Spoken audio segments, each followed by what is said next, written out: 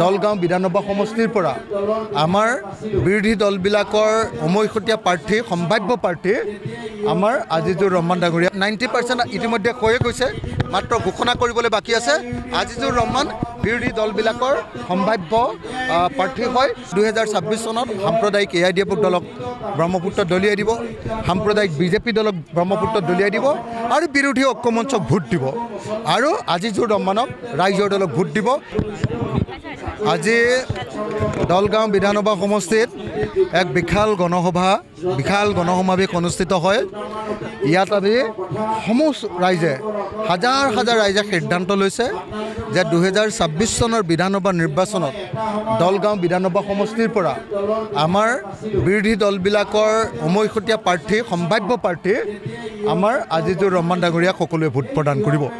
সেইকাৰণে আজি হাজাৰ হাজাৰ মানুহে দলগাঁৱত আপোনালোকে দেখিছে যে হাজাৰ হাজাৰ মানুহে ঐক্যবদ্ধ হৈ সংকল্প লৈছে যে 2026 চনত সাম্প্ৰদায়িক AIDF দলক ব্ৰহ্মপুত্ৰ দলিয়াই দিব, সাম্প্ৰদায়িক BJP দলক ব্ৰহ্মপুত্ৰ দলিয়াই দিব আৰু বিৰোধী ঐক্যমঞ্চক ভোট দিব আৰু আজিজুৰ ৰহমানক ৰাইজৰ দলক ভোট দিব।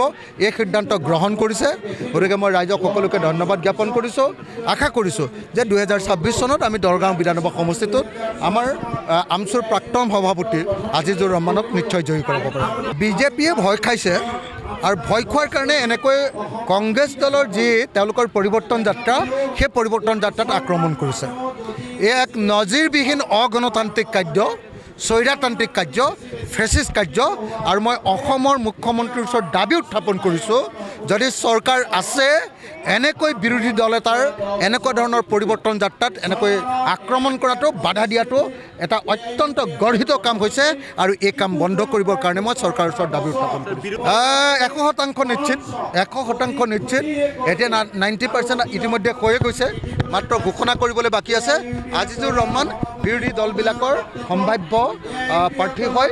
2026 চনত তেওঁ দলগাঁও বিধানসভা সমষ্টিৰ পৰা নিৰ্বাচনত উঠিব আৰু আমি এই সমষ্টিৰ যিজন AIDFৰ বিধায়ক সাম্প্ৰদায়িক হিমন্ত বিশ্ব শৰ্মাৰ বন্ধু, তেওঁক আমি এইবাৰ ডেফিনেটলি এইবাৰ আমি পৰাজিত কৰিম। নাই, ইতিমধ্যে আমাৰ কংগ্ৰেছ দলৰ লগত চৰ্চা চলি আছে, আলোচনা চলি আছে আৰু ডেফিনেটলি আমাৰ দলৰ আজিজুৰ ৰহমানৰ কাৰণে এই সমষ্টিটো এৰি দিব। মই আপোনালোকক এটাই কথা ক'ব খোজোঁ যে যিমানবিলাক এনেকুৱা মিয়া খেদা, আমুক খেদা এই আন্দোলনবিলাক কৰাইছে, এইবিলাক হিমন্ত বিশ্ব শৰ্মা চৰকাৰে কৰাইছে। সেইকাৰণে আমি এটাই ৰাস্তা আছে যে 2026 চনত আমি সকলো হিন্দু মুছলমান যদি একলগ কৰিব লাগে আৰু যদি বিদেশী খেদিব লাগে, তেতিয়াহ'লে আমি সকলোৱে মিলি আমি